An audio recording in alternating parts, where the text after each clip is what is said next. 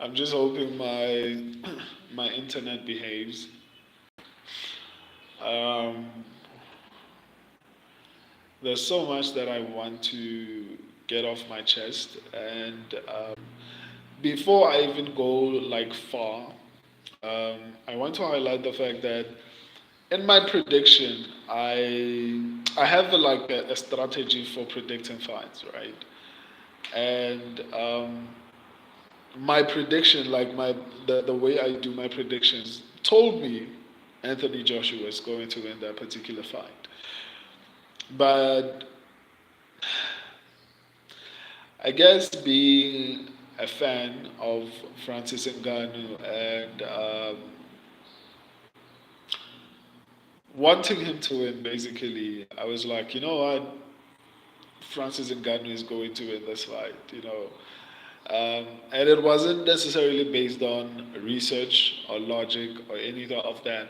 I feel like the same applies to a lot of my subscribers because a lot of my subscribers also picked him to win this particular fight. I don't think it was because we felt like Francis was the case. I think it was a mixture of the feeling of wanting someone who's worked so hard and sacrificed a lot and was fighting for other people to succeed. And because of that, our judgment was this is a skill based sport, you know, much like if ever Tyson Fury or Anthony Joshua was to fight Francis Ngannou in MMA, I wouldn't expect Anthony Joshua to do any better than Francis Ngannou. So I think another issue is that how Francis Ngannou performed against Tyson Fury. So it created the illusion that Francis Ngannou is going to actually excel against Anthony Joshua, even though um, my research, like I did a lot of research for that fight, but in my head, I don't know how many of you watch MMA. It's similar to Israel Adesanya versus Sean Strickland, right? I knew Sean Strickland would win, but because of Israel Adesanya's last performance, I was like, there's no way Sean Strickland is going to beat the guy who just knocked out Alex Pereira.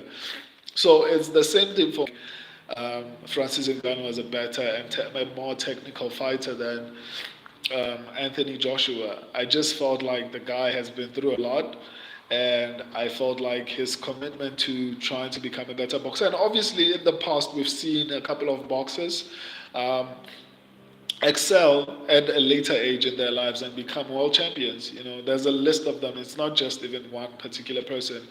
And I felt like Francis Ngannou is a really talented fighter, so he could potentially manage to accomplish that. The problem here is that um, Anthony Joshua is a prolific knockout artist, right?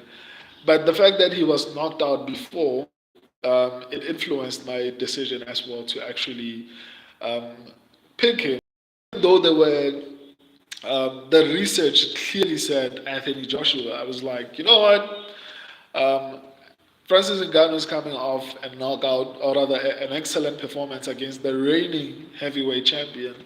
And on top of that, Francis Ngannou has probably one of the most powerful punches ever recorded, right? So those type of things influence my decision to actually go with this guy. But irrespective of that, I don't regret ever, but again, picking him to win that particular fight.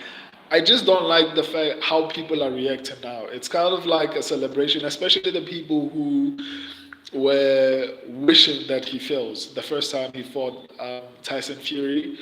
I feel like it's like a celebration for all those people that were like, "We told you so. We told you so."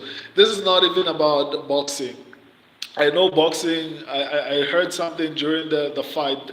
The commentary team was saying things like, "Show Francis Ngannou why.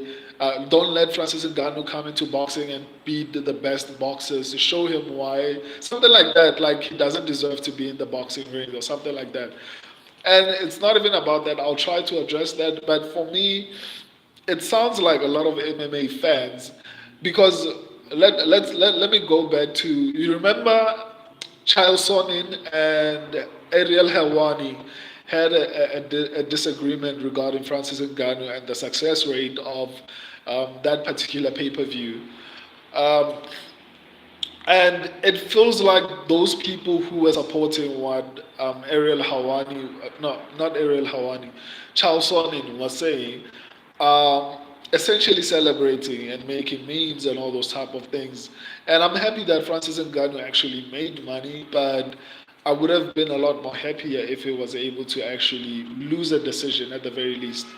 That knockout was extremely, extremely brutal.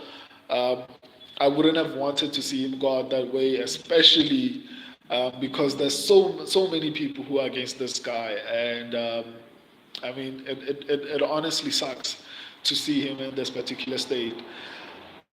Um, I'm going to be doing like an early prediction for UFC 300 after this particular live stream. I just wanted to get out my thoughts on this particular fight. I still think Francis Ngannou might succeed, but it's unlikely. After getting knocked out number one, it's easier to recoup and come back if you're still younger. But Francis Ngannou is like 37 years old, and in MMA, maybe in the heavyweight division, it's a little bit different in MMA because you can still compete at a high level, maybe at around 36. 37 is a gray area. It depends on the type of athlete you are. On top of that, Francis Ngannou is muscle heavy, right? So because he's muscle heavy, it makes it a little bit more difficult for him to be as fast, right? Because the one thing that I noticed in that particular fight is that Anthony Joshua was extremely faster than Francis Ngannou.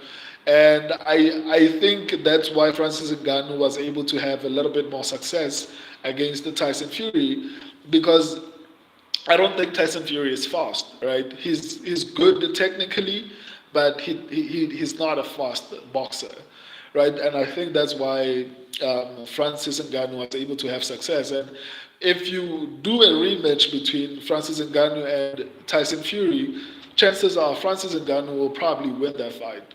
I don't know how the fight between Anthony Joshua and Tyson Fury goes, but I guess it comes down to styles make fights. Sometimes it's not necessarily about um, if this guy beat this person. In MMA, there's a term where it's called MMA math. Like, just because this guy beat this guy, it doesn't mean this guy is going to beat this guy. In this situation, I feel that way. I feel like stylistically, Anthony Joshua was a bad matchup for Francis Ngannou. He has power that I don't feel like Tyson Fury has. I don't feel like, obviously he has knockouts, but I don't think it's the same as what Anthony Joshua brings to a fight.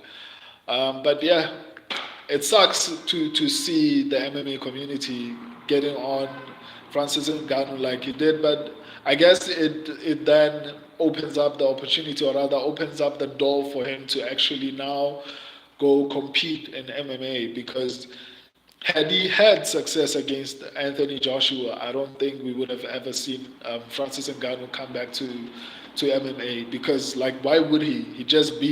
He had a close fight with the reigning champion, and then he might have gotten a win against like one of the top contenders in the heavyweight division.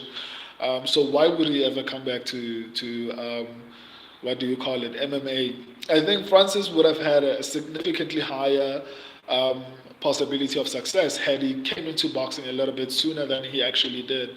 But unfortunately, he came into boxing a little bit late, and even though he still performed really well, I still feel like it was a little bit late. And I don't know if I've said this before, but as you grow older, you lose your ability to take a punch, right? If you look at, like, it's everywhere. It's even in it's very clear in MMA, because a lot of the older guys, it's easier to knock out. Look at Alexander Volkanovski. That guy had never been knocked down before. I could be wrong. You can correct me if I'm wrong.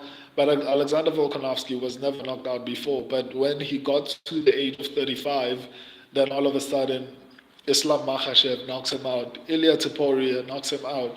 And it happens with a lot of the people who have been long reigning. Kamaru Usman. Kamaru Usman was one of the best and was undefeated and also all those type of things. Around the age of 35, got knocked out. And obviously, that particular kick would have knocked out anyone. But what I'm saying is, when you get to a certain age, your ability to take a punch, a strong punch, or a strong hit goes away. Look at Chito Vera. If you were watching UFC 299, Chito Vera performed decently, but Sean O'Malley was piecing the guy up so badly. Like he took a knee that he wasn't supposed to be able to take.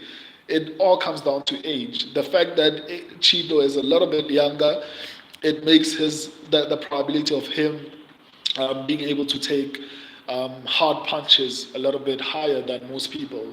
So it's I guess the nation fail like that and people clowning him. I still think Francis Ngannou won. Not the fight, but in general. He left the UFC in pursuit of something better, and everyone said he couldn't get it. They said he wouldn't get any decent boxer to fight him. He fought Tyson Fury in his first fight. In his second fight, he fought Anthony Joshua. He got an incredible deal with PFL. From this particular fight, he made, I think, over 20 million. So he won. I'm going to be introducing, I said this during this whole stream. I'm going to start doing early predictions for pay-per-view fights, right? I'm going to start with UFC 300. After this stream, I'm going to start a new stream for UFC 300. And I'm trying to see, because I used to get 100%, right, when I was predicting with my own knowledge. But I stopped because it was inconsistent. Right? Sometimes I would get 100%, and then sometimes I would get like 20%. So it was not consistent for me. That's why I created a system for me to actually pick, which is a little bit more accurate. So I'm going to stop the stream, and then I'll create another one for UFC 300. And I'm going to do this. What are those emojis? Okay, whatever it is, I appreciate it. Thank you. Bye.